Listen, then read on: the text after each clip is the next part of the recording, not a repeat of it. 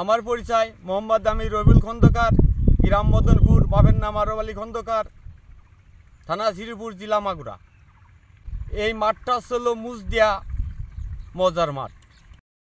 আমি সকালবেলা ভুঁইতে সেচ দেওয়ার জন্য, মরিচ গাছের সেচ দেওয়ার জন্য এসেছি। এসে দেখলাম যে আমার এই মরিচ গাছগুলো কে বা কাহারা ভেঙে দিয়েছে। ভেঙে দেওয়ার পরে আমি তো হাই উতাস হয়ে গেলাম। হাই উতাসের পরে এখন মেলা লোকজন এসে জমে গেল।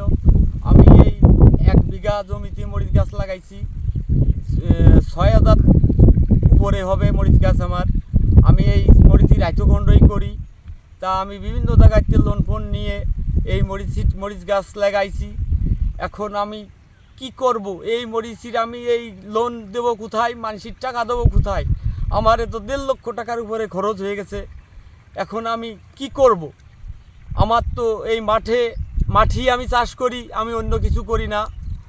তা এর বুঝতে এখন আমার এই মাঠের তো শত্রুতায়, আমার কারোর সাথে তো শত্রুতাই ছিল না। তো এই মাঠে আমার ধরন্ত মরিচ, এই দেখেন মরিচ ধরন্ত গাছে, সব গাছে মরিচ ধরন্ত। এই গাছ আমার ক্ষতি করে দিল। আমি এই লোন কিস্তি এই কোথার থেকে দেব বলেন? আমার 1.5 লক্ষ টাকার উপরে খরচ এই মরিচ চাষে।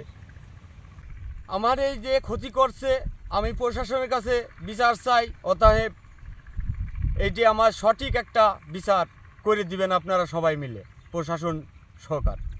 যে ক্ষতিটা আমার হয়েছে তাতে সর্বনিম্ন 4 থেকে 5 লক্ষ টাকার ফসল আমার ক্ষতি হয়েছে।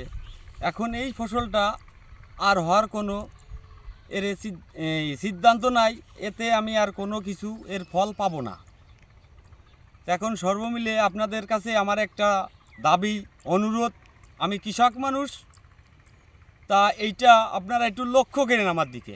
আমি গরিব মানুষ, আমি কাজ করে খাই। আমি মাঠে যে কৃষক মানুষ, এই ভরা রোদের ভিতরে আমি এই যে মাঠে আসি পড়ে, তা আপনারা একটু আমার দিকে একটু লক্ষ্য রাখেন। আমরা যে কৃষক, কৃষিকাজ করি, সারাদিনই মাঠে থাকি। মাঠে থাকার পরে সন্ধ্যার আগে বাসায় চলে যাই। যার পরে এই যে আমাদের যে মাঠে যে চাষবাস করি, এতে হলো যে আমাদের যে ফসল, এর কোনো নিরাপত্তা নাই। আজকে আমার এত বড় একটা ক্ষতি হইল, এরম কি আর একদিনও হতে পারে, আর একজনেরও হতে পারে, আমার আর এক ভাইয়ের হতে পারে, আর এক বন্ধুর হতে পারে, আর এক কৃষকের হতে পারে।